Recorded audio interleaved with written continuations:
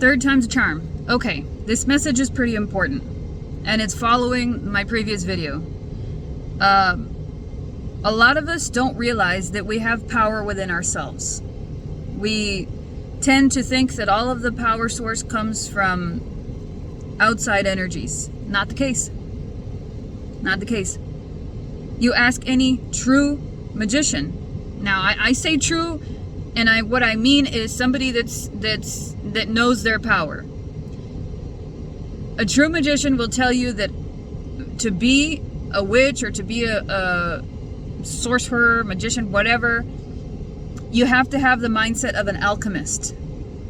So, to do that, you need to look at the world around you as your lab. Okay?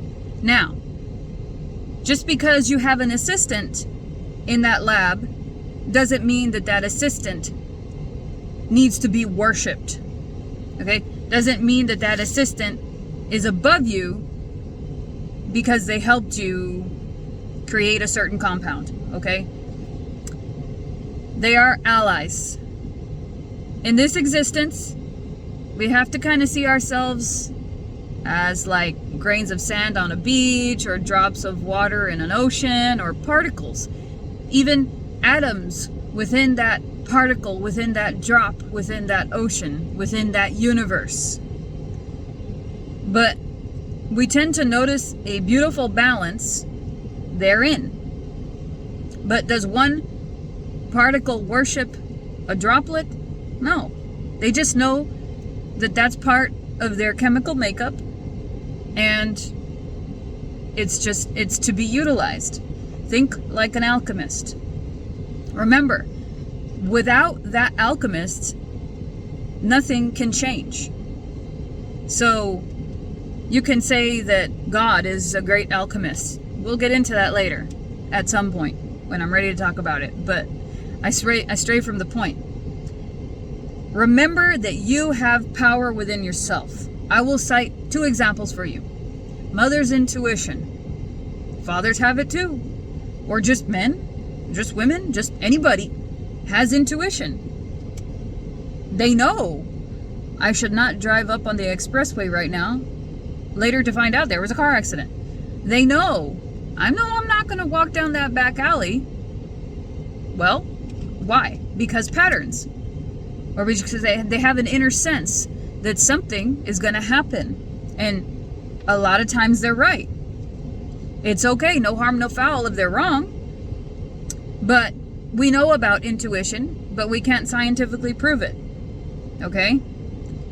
Another example that we see a lot of is evil eye, mal de ojo. Why would we wear charms if we didn't indeed believe that it was a real thing? Now, those of you watching this channel, a good majority of you do believe in it, and you've seen it, and you've seen what it can do to a person simply by a look. Now, the point I'm trying to get at is we have that free within us. We're all capable of it. It's no hidden truth. It's no occult knowledge. It's plain as day, in our face, right there in front of you. We all know about it. If you haven't heard of mal de ojos, somebody's heard of the evil eye, or looks that kill kind of thing. So those are 2 examples of magic that are free, are within us, and we have the ability to manipulate. We may not know how it's going to turn out, but we know that we can instruct the process. We can give it the push to get started. So even though we have allies, that can be nature, that can be spirits, that can be deities, that can be the deceased, it can be anything. We have allies. They are simply that, allies. In my opinion, the moment you start turning around and worshiping them, bless you, is the moment you start to lose your own power.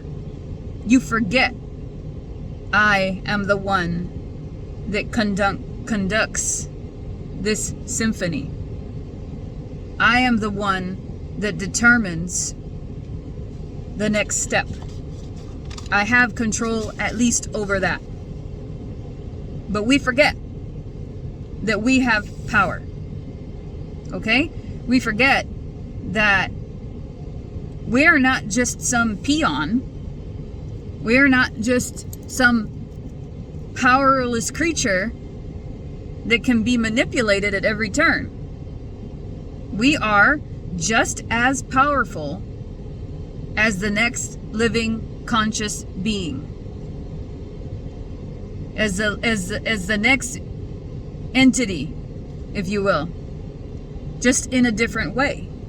The same as a leopard is not stronger than a lion. And a lion is not stronger than a leopard. They're just different species. You can debate me all you want to in the comments. You know the point I'm trying to make. So, just because we're different does not mean that one is better than the other.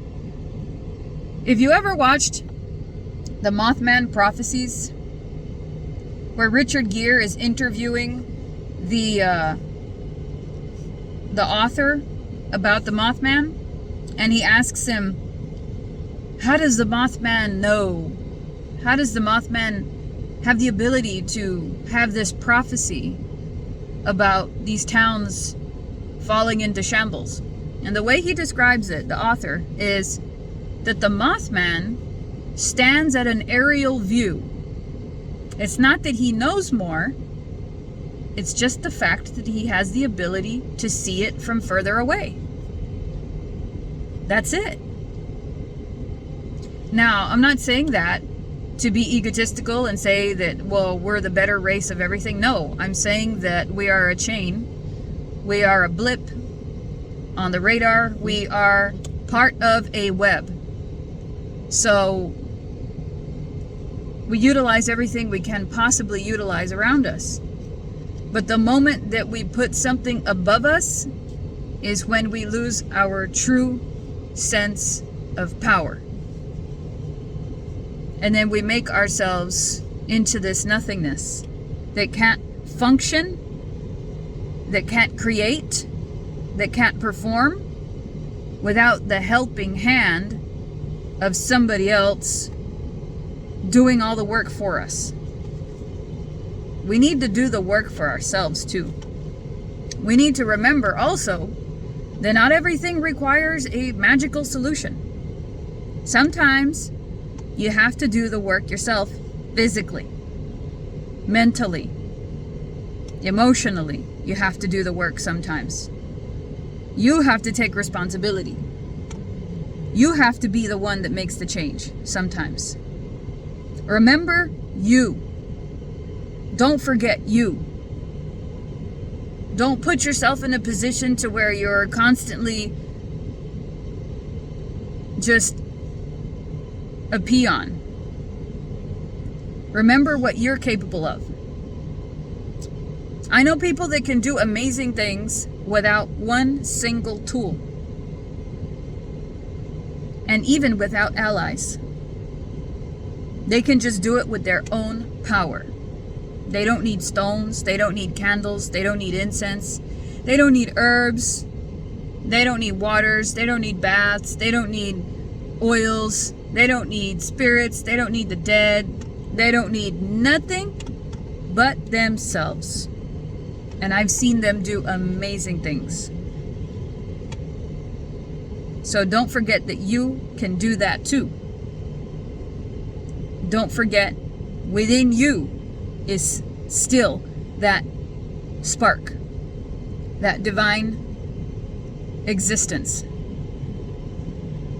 Okay? Don't forget. Remember. All right, that's it. I'll talk to y'all later.